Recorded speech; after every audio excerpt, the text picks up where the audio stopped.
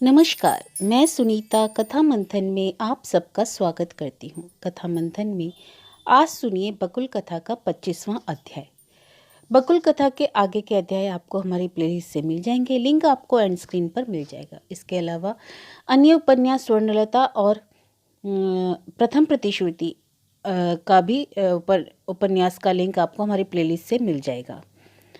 अगर आप इस उपन्यास के समयकाल के बारे में जानना चाहते हैं तो आप स्वर्ण लता का ब्लॉग जो डिस्क्रिप्शन बॉक्स में है वहाँ पे जाकर आप पढ़ सकते हैं। तो चलिए शुरू करते हैं कहानी बकुल कथा का 25वां अध्याय। अब तक हमने देखा था कि सत्यकाम आकर के शंपा की चिट्ठी अनामिका के हाथों में देता है, जिससे उसको पता चलता है कि वह पारुल के पास है। जब वह यह बात जाकर के अपनी छोटी भाभी को बताती है तो उनके धीरज का बांध टूट जाता है। अब आगे। एकाएक धीरज का बांध टूटा जो अनामिका के स्वभाव के विरुद्ध है, और वही हो गया। वह अचानक बोल उठी, बेटी को अपने हाथ में पाकर मन मुताबिक गढ़ने का नमूना भी तो देख रही हूँ। मुंह से बात निकालते ही अपने आप को अनामिका ने धिक्कारा। छी छी, यह मैंने क्या किया? एकाएक ही अधीर होकर प्रकट किए इस मंतव्य के लिए भविष्य में कितनी धैर्य शक्ति संजोनी होगी। छोटी भाभी इस बात को अपूर्व अलका के कानों तक पहुंचाए बिना तो मानेंगी नहीं। उसके बाद और तो कुछ नहीं। अनामिका को कोई मारेगा नहीं, लेकिन वही शब्द सैकड़ों शब्दबानों के लिए अनामिका को तैयार रहना पड़ेगा। बहरहाल भाभी स्वयं ऐसा मंतव्य हरदम ही प्रकट करती रहती है। उनके जेठ के बेटे की बहू अलका फैशन दिखाने के लिए बेटी का परकाल चौपट किए दे रही है। यह वह कारण अकारण कहती ही रहती है, और संभवतः अकारण भी नहीं। अलका की वह लड़की जिसके पुकार का नाम बहुत तरह का है, अच्छा नाम सत्यभामा है, उस लड़की के बारे में बहुत प्रकार की बातें सुनने में आई है। प्रबोध चंद्र के इस पवित्र कुल में कुल की कन्या उस कन्या के द्वारा काफी कुछ कालिक पोती गई है, परंतु माँ बाप उसके सहाय हैं। भीतर ही भीतर पहुंच भी दी गई है। आधुनिक सभ्यता तो असतर्कता के अभिशाप को ढोते फिरने को मजबूर नहीं करती, मगर बहरहाल लड़की से जो करा रही है अलका, वह प्रबोध चंद्र के कुल में कलंक लगाने वाला हो चाहे। अलका उसे गर्व के साथ ही जाहिर करती है। कुछ दिनों एयर होस्टेस की नौकरी लेकर काफी जगमगाहट दिखाकर अब सत्यभामा दूसरी एक जगमग दुनिया के दरवाजे को पहचानकर घुस पड़ी है। चिन्हाया उसकी दूर के नाते की एक मौसी की लड़की ने, लेकिन अब सत्यभामा उसे भी पीछे छोड़कर बहुत आगे निकल गई। वह शायद होटलों में कैबरे नाच रही है। स्वयं अलका ही गर्व के साथ गाती फिरती है। एक जगह की बंधी नौकरी में लोग उसे टिकने नहीं देते। बहुत सारे होटलों में बुला बुलाकर खींच ले जाते हैं। गुण होने से गुण ग्राहकों का उसका पता चलता है। यह जैसा स्वाभाविक है, गुणी के लिए खींचतान करना भी वैसा ही स्वाभाविक है। लिहाजा यह मान लिया जा सकता है कि अलका यह सब गड़गड़ाकर नहीं कहती। अवश्य पहली बार जब सत्यभामा की एयर होस्टेस वाली नौकरी की खबर प्रबोध चंद्र की इस संसार भूमि में पहुंची थी तो धुएं की एक बहुत बड़ी कंडली उठी थी। काफी आंदोलन हुआ था। अनामिका तक ने अलका को बुलाकर अधीर होकर पूछा था, बात सच है अलका? अनामिका ने आश्चर्य दिखाया अलका ने। बोली, इसमें सच नहीं होने की कौन सी बात है बुआ जी? लड़कियां तो आजकल कितने ही ढंग की नौकरी करती हैं, और यह तो खास करके लड़कियों की ही नौकरी है। यह आश्चर्य ही उसका बल है। यह सोचकर अनामिका ने बात नहीं बढ़ाई, सिर्फ बात के धागे की नोक को मोड़ने के लिए ही कहा, सो तो है, लेकिन नौकरी कष्ट की है। खाने सोने का समय ठिकाना जो नहीं है। शायद हो कि नाइट फाइट ड्यूटी भी देनी पड़े। वह तो होगा ही, अलका ने मांझे हुए से चिकने मुंह से जवाब दिया। कॉन्ट्रैक्ट में यह बात तो है ही, लेकिन यह समस्या तो दुनिया के पवित्रतम पेशा वाली नर्सों की भी है। अनामिका ने कुछ और नहीं कहा। अनामिका के छोटे भैया ने अलका से नहीं, अपूर्व को बुलाकर अपने को वंश का धारक वाहक मानकर प्रबोध चंद्र की छोड़ी हुई मशाल को उठाकर उन्होंने तीखा प्रश्न किया था, घर में यह सब क्या हो रहा है अपूर्व? तुम लोगों ने क्या सोच लिया है? छाती पर बैठकर दाढ़ी उखाड़ोगे? घर बैठकर जो चीज चाहे वैसा करोगे? अपूर्व ने खूब शांत गले से कहा था। अचानक किस बात पर इतने उत्तेजित हो रहे हैं छोटे चाचा, समझ नहीं पा रहा हूँ। छोटे चाचा और भी उत्तेजित हो इसमें ताज्जुब नहीं। वही होकर वह बोल उठे, सीधे मत बनो अपूर्व, बेटी को एयर होस्टेस की नौकरी करने को भेजा है, इस बात से इनकार करोगे? इनकार? इनकार क्यों करने लगा? अपूर्व ने कहा था। बेटी को मैंने चोरी डकैती करने के लिए तो नहीं भेजा, नौकरी के लिए ही भेजा है। इस पर आपत्ति करने जैसा? छोटे चाचा ने भतीजे को बात पूरी नहीं करने दी। प्रबोध चंद्र के उत्तराधिकारी के स्वर में कहा, मैं कहूँगा तुमने चोरी ही करने को भेजा है। तुम लोगों ने, तुम पति पत्नी ने मिलकर चुपचाप सेंध मारकर इस वंश के मान सम्मान, सभ्यता, भव्यता सब कुछ की चोरी कराई है इस लड़की से। बाप रे, बड़ी चुन चुन कर उपमा टुपमा दे रहे हैं छोटे चाचा। फिर तो यह कहना होगा डकैती का भार तुमने शायद अपनी बेटी पर दिया है। उस समय शंपा भागी नहीं थी, लेकिन उड़ तो रही थी, और आकाश में उड़ता हुआ वह चेहरा सबको ही दिखाई दिया था। छोटे चाचा ने फिर भी कहा था, बाप चाचा को छोटा दिखाने में कोई सभ्यता नहीं है अपूर्व। ऐसा कहा प्रबोध चंद्र के छोटे लड़के ने, जवानी में जिन्हें इसी में बदस्तूर आनंद था। लेकिन जवानी तो सदा की नहीं। जवानी तो जाने कब किस फांक से अपनी उद्धता और उन्नासिकता, अहमिका और आत्ममोह, प्रतिवाद और बेपरवाही का पोर्टफोलियो वापस देकर चुपचाप खिसक पड़ती है। सब कुछ गंवाया, बुढ़ापा उस समय अपने अतीत को भूलकर यौवन की खोट निकालता फिरता है। अपूर्व के छोटे चाचा भी क्रुद्ध हुए। कहा, अपनी बेटी की मैं कुछ तारीफ नहीं किए फिरता हूँ और उसे प्रश्रय भी नहीं देता, और फिर घर में नीचे नाचे कूदे जो चाहे करे। बाहर वंश की प्रेस्टीज का भी तो सवाल है। लड़कियों की नौकरी करने से वंश की प्रेस्टीज चली जाती है। आज के युग में यह बात हास्य से कर नहीं है छोटे चाचा। नौकरी करना गुनाह है, मैंने यह नहीं कहा। वह नौकरी भले घर की लड़की के लायक हो, मैं यह कह रहा हूँ।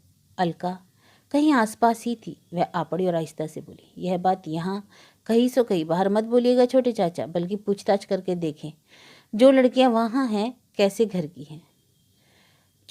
छोटे चाचा दिशाहारा से हो चारों ओर ताकर बुद्धू की तरह बोले, वे बंगाली नहीं है? कहना नहीं होगा। अब अलका से हंसे बिना नहीं रहा गया। कहा, खूब, तो यह हुआ कि जो आपकी तरह बंगाली नहीं है वे भले आदमी नहीं है? सो बात नहीं। छोटे चाचा तीखे हुए, तुम्हारा तो सदा ऐसा ही बेमतलब का तर्क होता है। अरे, उनके समाज में जो चलता है हमारे समाज में नहीं चलता। बंगालियों का अलग ही एक कल्चर है, उसी के रहने की तो खुशी में हम मरे पड़े हैं छोटे चाचा।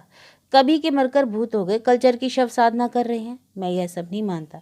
मैं यह मानता हूं कि युग के साथ कदम मिलाकर चलना होगा। लेकिन बाद में इसी अपूर्व ने फिर छोटे चाचा की लड़की खो जाने की घटना पर व्यंग की हंसी हंसकर कहा था, चेष्टा करके बुआ से उसके पति के लिए जिरह करने क्यों गया था? कारण है, इसका भी गूढ़ कारण है। युग के साथ कदम मिलाकर हठात पांव चूक जाने से अपूर्व की लड़की सत्यभामा फिर कई दिनों के लिए मामा के यहाँ घूमने के लिए गई थी। व्यंग हंसी की प्रतिक्रिया यदि उस मामा के यहाँ का ठिकाना ईजाद कर बैठे, परंतु लड़की यदि स्वास्थ्य शक्ति का उद्धार करके मामा के यहाँ से लौटकर फिर बेपरवाह की भूमिका ले, अपूर्व के लिए तब फिर से युग के साथ कदम मिलाने के सिवाय उपाय क्या है? नए इस पाला बदल में अपूर्व की लड़की कैबरे नाच में रत हुई। अपूर्व लोगों को सुनाकर कहता है, बेटी के मामले में माँ जो समझती है करती है, और मैं उसमें दखल देने नहीं जाता। आज के समाज में क्या चलता है नहीं चलता है यह उसकी माँ ही ठीक जानती है। लिहाजा दूसरे भी इसे ठीक समझकर चुप हो गए। अपूर्व की माँ का बेटे बहू से बोल चाल बहुत दिनों से बंद है। लड़कियाँ आती हैं, माँ के कमरे में बैठकर मीटिंग करती हैं, चली जाती हैं। अलका कहती है, शाप में वरदान है मुझे, वरना इन 4 ननदों का झमेला मुझे 12 महीने झेलना पड़ता। अपूर्व भी इसे बेशक स्वीकार करता है। सत्यभामा का यह नृत्य केवल भूत का ही नृत्य तो नहीं, उससे अच्छा ही पैसा आता है। तो यह भी तो एक नौकरी ही है। बाजार आग हो रहा है, गृहस्थी की चाल काफ़ी बढ़ गई है। एक की कमाई में वह चाल बरकरार रखकर चलता ही नहीं। लड़की और लड़का समाज में जब दोनों समान ही माने जाते हैं, तो बाप की गृहस्थी की अचल गाड़ी को सचल करने का भार भी तो लड़की ही ढोए, तो शर्म क्या है? लेकिन प्रबोध चंद्र ने भी तो लज्जा से लाल होकर अंतरिक्ष से कभी गाज नहीं गिराई कि यह घर कलंक सहित चूर्ण हो जाए, किंतु लाज आसपास के लोगों को। इसलिए अनामिका छोटी भाभी के आक्षेप पर बोल उठी, बेटी को मन मुताबिक करने का नमूना तो देखा। बोलते ही समझ गई, बड़ी असावधानी हो गई। यह असावधानी छोटी भाभी को शत्रु शिविर से खींच ले जा सकती है, पर क्या किया जाए? हाथ का ढेला और मुंह की बात दोनों एक ही हैं, यह तो सदा की बात है। छोटी भाभी अवश्य फुफकार उठी, बोली, सभी एक से नहीं है ननद जी। गुस्सा होने पर वह ननद जी शब्द का व्यवहार कर दिया। बोली, अलका से मेरी तुलना मत करो, मगर मैं दिखा नहीं सकी, यह मेरी बदनसीबी है। इस आक्षेप के सामने अनामिका कब तक जूझे। बोली, अच्छा, यह खबर छोटे भैया को दे देना। जाने के लिए उन्होंने पाँव बढ़ाया। छोटी भाभी ने कहा, चिट्ठी कहाँ है? चिट्ठी? वह तो मेरे कमरे में है। अच्छा, तुम जाओ, तुम्हें अब उतरना नहीं पड़ेगा, मैं आकर ले लूँगी, छोटी भाभी ने कहा। अनामिका पर पहाड़ टूटा। बोली, अरे पूछो मत, वह एक पागल की ही चिट्ठी है। मोटा मोटी उसने इतना ही बताया, यानी समझ लो चिट्ठी वह नहीं दिखाएगी। छोटी भाभी ने स्याह हुए मुंह से कहा, ओह, लेकिन चिट्ठी तुम्हें मिली कब? मैं तो तीसरे पहर की डाक के बाद लेटर बॉक्स देख आई हूँ। प्रसून की चिट्ठी आई है या नहीं देखने गई थी। चिट्ठी डाक से नहीं आई, एक आदमी आकर दे गया। आदमी? कैसा आदमी? छोटी भाभी के गले का आंत्रनाद। अनामिका ने मिथ्या भाषण नहीं दिया, कहा, आबनुस्सा काला आदमी। आबनुस्सा काला? गर्ज की निश्चिंत रह सकती। फिर जाने क्या सोचकर सीढ़ी के पास खड़ी होकर अनामिका ने पूछा, छोटे भैया कल चंदन नगर जाएंगे क्या? चंदन नगर? तुम्हारे छोटे भैया? छोटी भाभी तीखी हुई, जान रहते तो नहीं, और हठात यदि बुद्धि भ्रंश होकर जाना भी चाहे तो मैं कमरे में ताला डालकर बंद कर दूंगी उन्हें। अनामिका की बगल से छोटी भाभी ही धड़धड़ाकर सीढ़ी से ऊपर चली गई। अनामिका धीरे धीरे सीढ़ी चढ़ने लगी, 3 तल्ले तक जो चढ़ना है। आकर फिर चिट्ठी को उठाया, लेकिन पढ़ा नहीं। सोचने लगी, अभी सनत काका के यहाँ एक बार जाने की जरूरत है या नहीं। सुनते ही सोचा था, उसी समय खबर आई थी। दौड़ते हुए जाने से अंतिम यात्रा काल में भी देखा जा सकता था, लेकिन नहीं। छोटी भाभी बोल उठी थी, अभी जाकर क्या करोगी? वह तो कल सवेरे मरे हैं। कल सवेरे? और आज अभी रात, यानी आकाश बतास, कहीं चिंता का अब धुआं भी नहीं।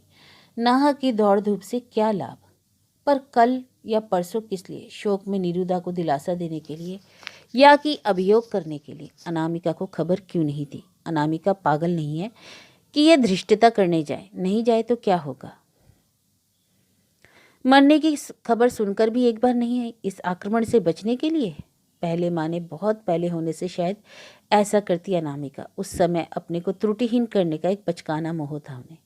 उस त्रुटि शून्य होने के लिए प्राणपात किया है, इच्छा के खिलाफ लड़ी है, अपने बारे में विस्मृत होकर। अब बचकाना मोह नहीं, अब यह पकड़ में आ गया है कि यह वह व्यर्थ चेष्टा सिर्फ अपने ही भीतर शय कर रही है। इसलिए निरुदा से सौजन्य करने ना भी जाए तो चलेगा। तो चंदन नगर चल दिया जाए। बहुत दिनों से नहीं देखा हुआ है सजली दी के साथ। एक आग्रह का अनुभव किया था उन्होंने। डायरी के पन्ने खोलकर देखा, कल परसों इन 2-3 दिनों में कहीं फंदे में पड़ी हुई है या नहीं। देखा नहीं है। राहत की सांस ली, लेकिन यह बात घर में बताए नहीं कहूँगी, कहने में लाज लगती है और कह सुनकर जाने में भी बुरा लग रहा है। शंपा के माँ बाप स्थिर होकर बैठे रहे और बुआ दौड़ पड़ी।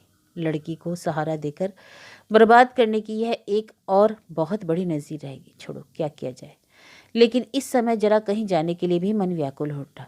कल ही सवेरे सनत काका चल बसे इसी शहर में एक जगह, परंतु अनामिका ने नियमानुसार खाया सोई। उसी मोहल्ले के पास से नजरुल रविंद्र संध्या के आयोजन में शामिल होने के लिए गाड़ी से गई। अचानक बहुत दिनों पहले के एक उस दिन की बात याद हो आई। आदमी क्या कर सकता है, क्या नहीं कर सकता। उस दिन भी तो अनामिका ने सभा की थी, जब सभा मंडप से में ही निर्मल का समाचार आया था। सत्य दृष्टा कवि कह गए, जानता हूँ नाट में ऐसे ही बांसुरी बजेगी और दिन कटेंगे, और कटते हैं। यह परम सत्य है, इसमें क्या संदेह। फिर भी दिन कटने की आड़ में कहीं सुर जरा कट नहीं जाता। अनामिका के निश्वास छूटा। कमरे की बत्ती बुझाकर लेट गई कि सहसा लगा उस समय छोटी भाभी के साथ नाहा की बात में सुर का सार टूट फूट कर झूल गया। वह एक मीठे सुर के संवाद से वंचित हो गई। शोक भी एक संवाद है तो गहरा, पवित्र माधुर्य में गहरे गहरे आस्वाद की अनुभूति टुकड़े टुकड़े होकर बिखर गई।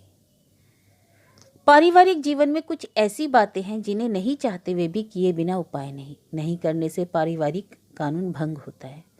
उनमें से एक है अपनी गतिविधि का हिसाब परिवार के दूसरे लोगों के सामने दाखिल करना। चाहते ही अचानक कहीं चल देने की क्षमता तुम्हें नहीं है, और चला जाना ही तो अंतिम बात नहीं, उसके पीछे लौट आना नाम की एक बात है। लौट आने पर परिजन वर्ग एक एक करके अचरज से हतवाक होकर पूछेंगे नहीं, अजीब है, बिना कहे चल दिए, कहाँ गए, किसी से कहा नहीं। लाचार नितांत अनिच्छा के बावजूद सूटकेस सहेजकर अनामिका को नीचे उतरना पड़ा। नौकर को बुलाकर कहा, छोटी माँ कहाँ है रे? छोटी माँ? वह तो अभी पूजा घर में है। सुनकर विस्मित हुई अनामिका। छोटी भाभी की है उन्नति कब से हुई पता नहीं था। खैर, दुनिया में कितना कुछ तो होता रहता है, जानती ही कितना है वह।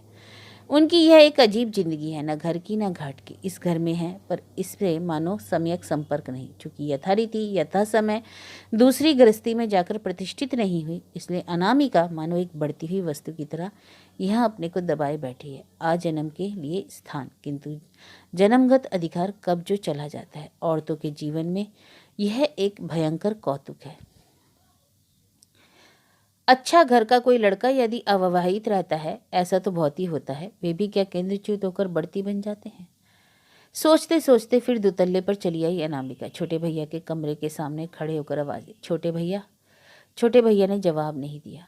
चाय के प्याले से घूंट लेते हुए बाहर खड़े हुए, भौवे सिकड़ी अप्रसन्न मुंह। अनामिका ने उनके पूछने की अपेक्षा नहीं रखी, बोली, सुना छोटी भाभी तो शायद पूजा घर में है, उनसे एक बात कहनी थी, तुम ही कह देना। आज कल परसों ये 2-3 दिन मेरे लिए रसोई वसोई नहीं बनेगी, मैं जरा कहीं जा रही हूँ। कहते ही लगा बात मानो बड़ी बेमेल सी हो गई है। चाय खत्म करके छोटे भैया ने कहा, 3 दिन के लिए कहाँ है सभा। छोटे भैया क्या समझ नहीं सके अनामिका कहाँ जा रही है। उन्हें लगा समझकर भी छोटे भैया जानकर ही प्रसंग को दूसरी तरफ ले गए। अनामिका की ही भूल। शुरू से स्पष्ट और साफ कहना था, छोटे भैया मैं 3 दिनों के लिए चंदन नगर जा रही हूँ, सजली दी के पास। ओ, सभा बाबा नहीं, सजली दी के पास घूमने के लिए जा रही हो। छोटे भैया ने कड़वे स्वर में कहा, आशा करता हूँ लाद के किसी को अपने साथ नहीं लिवाला होगी। साथ किसे? अब की अनामिका ने भी दाव खेला। कहा, लिवा लाने की क्या कह रहे हो? क्या कह रहा हूँ, तुम बिल्कुल तो नासमझ नहीं हो। तुमने ही तो कल बताया तुम्हारी उस धिगड़ी भतीजी ने चंदन नगर में दूसरी एक आश्रयदाता की शरण ली है, और समझ में आ रहा है तुम वहां क्यों दौड़ी जा रही हो। अनामिका ने हल्के से हंसकर कहा, दौड़ी शायद यूं ही जा रही हूँ, जी अच्छा नहीं लग रहा, लेकिन हो सकता है अनजाने उसे देखने के लिए दौड़ी जा रही हूँ। लाने की बात किस साहस में सोचूं छोटे भैया, एक बिगड़ी हुई दुष्ट लड़की को किसके यहाँ ले आऊं। छोटे भैया के गले में पहले की चाय अटकी थी क्या कि अचानक सरक गई। खांसते खांसते बहुत समय चला गया। उसके बाद बोले, तुम यह बात नहीं कह सकती। इस घर पर पिताजी तुम्हें बहुत कुछ अधिकार दे गए हैं। अनामिका ने वैसे ही हंसकर कहा, मैं तो उस अजीब फिजूल की बात को पिताजी का बचपना छोड़कर और कुछ नहीं सोचती छोटे भैया। निहायत तुम लोगों के गोत्र में ही रह गई, इसलिए तुम लोगों के यहाँ पड़ी हुई हूँ। छोड़ो, मैं जा रही हूँ। अब छोटे भैया ने भैया जनोचित एक बात कही, अकेली जा रही हो? अकेली घूमने की आदत घरचे अनामिका की कतई नहीं। सभा समिति से यहाँ वहाँ सदा जाती जरूर है, पर वे खुद खुशामद करके ही ले जाते हैं। जाने की ठीक पहले कुछ चिंता नहीं की हो ऐसा भी नहीं। फिर भी जरा हल्के गले से ही जवाब दिया, यहाँ से यहाँ बस तो सवेरे की गाड़ी है, इसमें अकेली का क्या। छोटे भैया ने और कुछ नहीं कहा, वह कमरे में चले गए। उनकी ढीली गंजी वाली पीठ देखकर अनामिका का मन एकाएक कैसी तो माया से भर गया। कितना दुबला हो गया है। पीठ की हड्डी गंजी के भीतर से उभर आई। बेचारा मुंह से तेज दिखाकर मान बचाए रहता है, भीतर ही भीतर राख हुआ जा रहा है। गुस्सा, अपमान, दुख, जलन, दुश्चिंता, बेटी के प्रति अभिमान, सब कुछ का भार और जलन अपने में ही ढोए चल रहा है। जरा अंतरंगता के साथ कुछ अच्छी बात करने का जी हो आया, पर बोले भी क्या। वह अगर और तरह का गुस्सा दिखाकर कहता, यदि जा रही हो वहाँ तो उस पाजी लड़की का झोटा पकड़कर उसे खींचते हुए ले आना, तब शायद वैसी अंतरंग होने की सुविधा होती।